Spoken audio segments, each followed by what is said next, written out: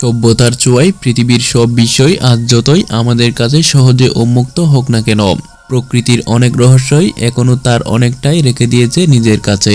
কোথাও অনেক নদী বয়ে গেছে, জলের ধ্বনি শোনা যায় শুধু, দেখা যায় না তারে। আবার কোথাও মানুষের মতোই মানুষ আছে, তাদের সাথে পৃথিবীর আর কারো যোগাযোগ নেই। এমনই নানান রহস্যের জটিল অঞ্চল অ্যামাজন। অ্যামাজনের নামের পেছনে আছে এক গল্প। স্প্যানিশ এক্সপ্লোরার ফ্রান্সিসকো অরেল্লানাকে আক্রমণ করেন এক নারী যোদ্ধা। ফ্রান্সিসকো সেই নারী যোদ্ধার নাম রাখেন অ্যামাজন, গ্রিক পুরাণের আমাজনের নামে। সেখান থেকেই কালক্রমে বন ও নদীর নাম হয় অ্যামাজন। বিশ্বের সুমিষ্ট পানির বিশাল উৎস আছে অ্যামাজনে। অ্যামাজন নদীর পানির প্রবাহ বিশ্বের সবচেয়ে বড় অন্য 8টি নদীর পানির প্রবাহের সমষ্টির চেয়েও বেশি। অথবা অ্যামাজন রেইন ফরেস্টে আছে মিলিয়নেরও বেশি প্রজাতির জীবজন্তু।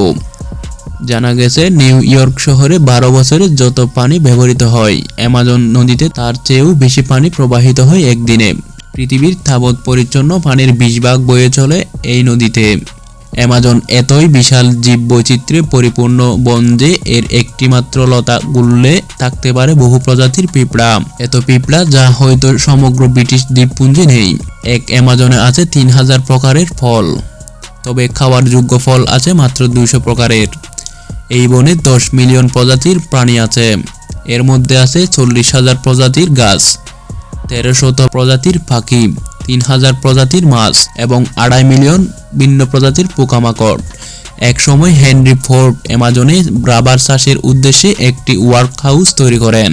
এখন সেই ফুরলান্ডিয়া পরিত্যক্ত ভূতের বাড়ি হিসেবে পরিচিত। 300 পাউন্ড ওজনের 2.5 পাম মাছ বাস করে অ্যামাজনে। এর গায়ের চামড়া বর্মের মতো শক্ত, যার কারণে সে নিরাপদ থাকে মাংসাশী পিরানহার কামড় থেকে। সাহারা মরুভূমি থেকে প্রতি বছর 40 মিলিয়ন টন বালি উড়ে আসে অ্যামাজনে।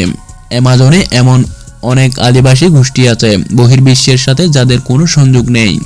কিছু বিজ্ঞানী আছেন যারা চান না এদেরকে আবিষ্কার করা হোক। বলা হয় অ্যামাজন একটি দৈত্যাকৃতির ফলের বাগান যা বিকশিত হয়েছে 3000 বছর আগে। অ্যামাজন নদী থেকে এত পরিমাণে সুমিষ্ট পানি সমুদ্রে গিয়ে মেশে যে প্রায় 100 মাইল পর্যন্ত সমুদ্রের পানি কম লবণাক্ত থাকে।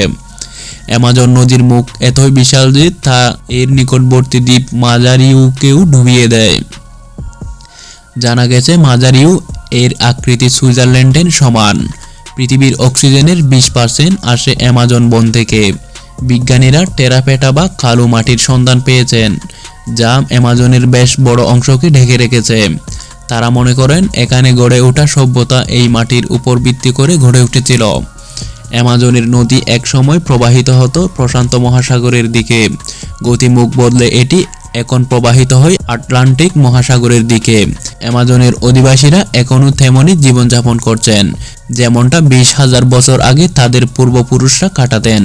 অ্যামাজনের গভীর জঙ্গলে হেলিকপ্টার নিয়ে উড়েছেন ফটোগ্রাফার রিকার্ডো স্টোকার, আর তখনই বেরিয়ে এসেছে এই গোত্রটির খবর। এরাই সম্ভবত শেষ অজানা এক গোত্র, যাদের কথা একেবারেই জানত না পৃথিবী ও পৃথিবীর অন্য প্রান্তের সব কিছুই আবিষ্কার হোক, এখনো এইসব বিস্ময়ের সীমা নেই। পৃথিবী শব্দের সমার্থক দুনিয়া শব্দের আগে, তাই আজব শব্দটি যথাযথই।